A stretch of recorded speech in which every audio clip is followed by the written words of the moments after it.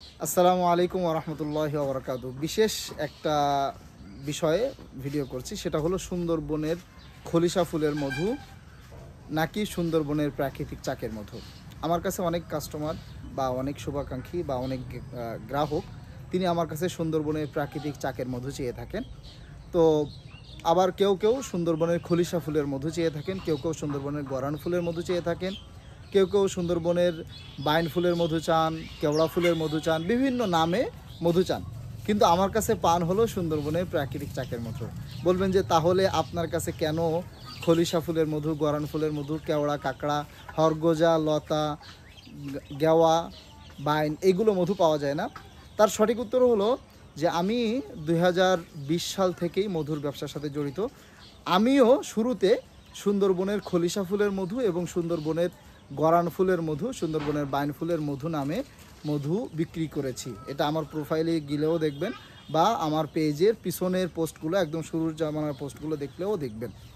তো বিষয়টা নিয়ে আমি নিজে লজ্জিত। কারণ হলো আমরা যখন সুন্দরবনে যাওয়া শুরু করলাম, প্রথম তো একজনের কাছ থেকে মধু নিয়ে বিক্রি শুরু করেছি। তারপরে যখন সুন্দরবনে যাওয়া শুরু করলাম তখন দেখলাম যে সুন্দরবনের ভিতরে আসলে এমন কোনো একটা জায়গা নাই এখানে পুরা বাগানটা বা পুরা চরটা গরান গাছ দিয়ে ভরা। এমন কোনো জায়গা নাই যেখানে পুরা গাছটা বা পুরা একটা 1 বিঘা জায়গা খলিশা বা খলিশা গাছ দিয়ে ভরা। হ্যাঁ, 1 বিঘা 2 বিঘা এরকম থাকতে পারে। তো এখানে মিক্স, সমস্ত গাছগুলো মিক্স। খলিশা গাছ গরান গাছের সাথে পেঁচিয়ে আছে, কারণ খলিশা হলো লতা গুল্ম জাতীয় গাছ, অন্য গাছের সাথে পেঁচিয়ে থাকে বেশিরভাগ। 2-1টা বড় বড় গাছ দেখা যায়, বাকি সব গাছই প্রায় পেঁচানো থাকে গরান গাছের সাথে, গরান ফুলটা বেশি থাকে। তো দেখা যাচ্ছে সুন্দরবনে কিন্তু বহু গাছ হয়, গাছের ফুল হয়, সেই ফুলের মধু হয়। যেমন খলিশা, গরান, হরগোজা, লতা, কেওড়া, কাঁকড়া, তারপরে হলো বাইন, গেওয়া, এই ধরনের অনেক অনেক ধরনের গাছের মধু হয়। তো সব গাছগুলা মিক্স, একটার সাথে আরেকটা মিক্স, কারণ সুন্দরবনের ফল পড়ে মাটিতে, সেটাতে পানিতে ভাসিয়ে নিয়ে যায়, এক জায়গায় এক জায়গায় এক একটা হয়ে যাচ্ছে। নদীর পাশ থেকে কেওড়া গাছগুলো হয়, গরান গাছগুলো হয়, ওর ভিতরে খলিশাতে কিছু থাকে। তো এইরকমভাবে মিক্স হয়ে আছে সুন্দরবনে পুরা গাছ, পুরা সুন্দরবন এরকম সমস্ত গাছ দিয়ে মিক্স হয়ে আছে। তো এই জন্য দেখা যাচ্ছে যে আমরা শুধুমাত্র খলিশা বা শুধুমাত্র গরান বলে মধুগুলো বিক্রি করতে পারছি না। কারণ কি? কারণ হলো সুন্দরবনের মধু হয় হলো এপ্রিল এবং মে মাসে। আমরা এই 2 মাসের মধু সুন্দরবনের প্রাকৃতিক চাকের মধু নামে ক্রয় করি এবং বিক্রয় করার সময়ও সুন্দরবনের প্রাকৃতিক চাকের মধু নামেই বিক্রি করি। এখন হয় হলো যে যারা বলেন খলিশা ফুলের মধু বলে বিক্রি করেন বা যারা খলিশা ফুলের মধু চান, তারা তাদের কথা অনুযায়ী খলিশা ফুলকে চিনেছেন এবং এজন্য চান। তো তাদের কথা হলো সুন্দরবনের খলিশা একদম সবার শুরুতে হয়। তাদের জবাব হলো যে সুন্দরবনের খলিশা একদম সবার শুরুতে হয়, এই কথাটা সঠিক নয়। কারণ আমি ফেব্রুয়ারির শেষ থেকে নিয়ে মার্চের 15 বা মার্চের 30 তারিখ পর্যন্ত আমরা সুন্দরবনে যেয়ে দেখেছি যে তখন যেমনভাবে খলিশা ফুল ফুটে থাকে বা খলিশার কড়ি থাকে, তেমনিভাবে গরানেরও কড়ি থাকে, গরানও ফুল ফুটে থাকে, হরগোজাও ফুটে থাকে।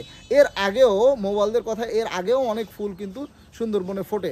কারণ মার্চের 1 তারিখেও সুন্দরবনের ভিতরে চাক পাওয়া যায় বা ফেব্রুয়ারির শেষের দিকেও সুন্দরবনের ভিতরে অনেক চাক পাওয়া যায়। সেগুলো কোনো ফুল থেকেই মধু না নিয়ে আসলে চাক হতো না, মৌমাছি চলে আসে। তো এই জন্য বলবো যে শুধুমাত্র প্রথম দিকে খলিশা হয়, যদি যারা খলিশা বলে বিক্রি করেন বা যারা খলিশাকে চেনেন তাদের কথা মেনেও নেই যে সুন্দরবনের শুরুতে খলিশাই থাকে, তাহলে খলিশা কতদিন থাকে? সর্বোচ্চ 1 সপ্তাহ থাকে। তো 1 সপ্তাহে কতটুকু মধু হবে যেই মধুটাকে আমি সারা বছর খলিশা ফুলের মধু নামে বিক্রি করতে পারবো? বা ওই 1 সপ্তাহে কতটুকু মধু আমি সংগ্রহ করতে পারি শত শত হাজার হাজার মোবাইলদের ভিতর থেকে?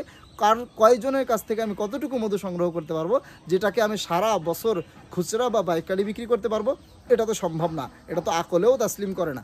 এই জন্য আমরা সুন্দরবনের প্রাকৃতিক চাকের মধু বলে বিক্রি করি। আরেকটা হলো বলে যে সাদা টাইপের যেটা, সেটা হলো সুন্দরবনের খলিশা ফুলের মধু। এখানে আমি বলে নেই, সুন্দরবনে বেশিরভাগ মধু হয় কেওড়া ফুলের মধু, গরান ফুলের মধু। তো গরানের মধুটা লাল, কেওড়ার মধুটা সাদা, হরগোজার মধুটা সাদা, খলিশার মধুটা সাদা, বাইন ফুলের মধুটা সাদা। বাকি গেওয়া এবং গরান, এই দুইটার মধুটা একটু লাল টাইপের। তো লাল টাইপের মাত্র দুইটা, আর সব ফুলের মধু সাদা। তো যখন সাদাটা পাওয়া যাবে তখন সেটাকে আমরা খলিশা নামে চালিয়ে দেব। কিন্তু সাদা তো সব ধরনের মধু হতে পারে। আরেকটা কথা হলো, চাকের বয়স যদি 10-15 দিন হয় তাহলে সেই চাকের মধুটা সাদা হয় বেশি, সেটা গরান হলেও সাদার দিকে থাকে।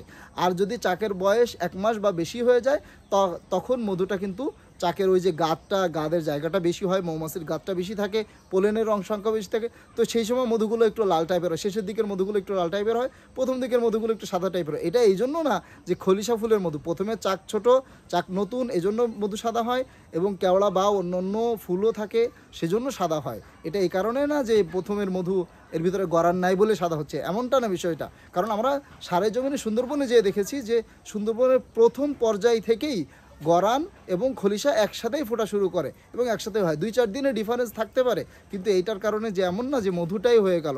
কারণ সুন্দরবনে এরকম 5 বিঘা জমি, একটা চর, একটা গাছ দিয়ে ভর্তি এমন নাই সুন্দরবনে। আল্লাহ তাআলা প্রাকৃতিকভাবে সৃষ্টি করেছেন। আল্লাহ তাআলা আমাদের মানুষের মতো চাষের জমির মতন এক জায়গায় সরিষা, এক জায়গায় লিচু, এক জায়গায় কালোজিরা, এরকমভাবে কোনো জমিন করেন নাই। সমস্ত কিছু মিক্স আছে। তো সব মিক্সের কারণে সুন্দরবনে সব মধুই মিক্স থাকে। এই জন্য আমরা 2 মাস, এপ্রিল এবং মে, এই 2 মাসের মধু একই নামে ক্রয় করি। আমরা সুন্দরবনের চাকের মধু নামে একই দামেই ক্রয় করি এবং সেটা স্টক করে সারা বছর সুন্দরবনের প্রাকৃতিক চাকের মধু নামেই বিক্রি করি। আমরা এখানে খলিশা বা গরান কোনো নামে বিক্রি করি না। কিছু কিছু সময় দেখা যায় আমাদের মধুটা একটু সাদা হয়, এই যে সাদাটা দেখছেন। কিছু কিছু সময় দেখা যায় মধুটা একটু লাল হয়। যে ড্রামে লাল পাওয়া যায় সেই ড্রামের মধু একটু লাল হয়, গাদ একটু বেশি হয়, একটু কম হয়। তো আমরা ড্রামগুলো ভরে এনে সংগ্রহ করে রাখি। ওই ড্রাম এক একটা খুলি, এক একটা দিয়ে দিই। তো আপনি যদি একটু সাদা চান বা একটু লাল চান সেটা দেওয়া যাবে, কিন্তু নাম চেঞ্জ করা যাবে না।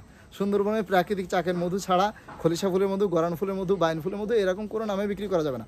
বাইন আর গেওয়া এটা সুন্দরবনের যে 2 মাস নেওয়া থাকে, সুন্দরবনের পাশ নেওয়া থাকে সরকার কর্তৃক যে অনুমতি থাকে, তারপরেই হয় বেশিরভাগ।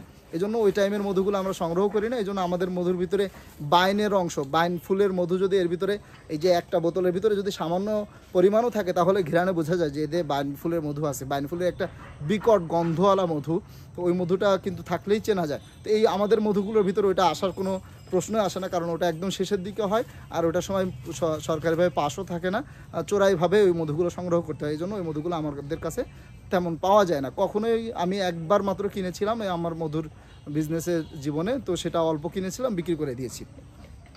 তো এই জন্য যে আমার কাছে মধু নিতে হলে সুন্দরবনের প্রাকৃতিক চাকের মধু নামে মধু নিতে হবে। কখনোই খলিশা ফুলের মধুর জন্য আবদার করলে আমি দিতে পারবো না।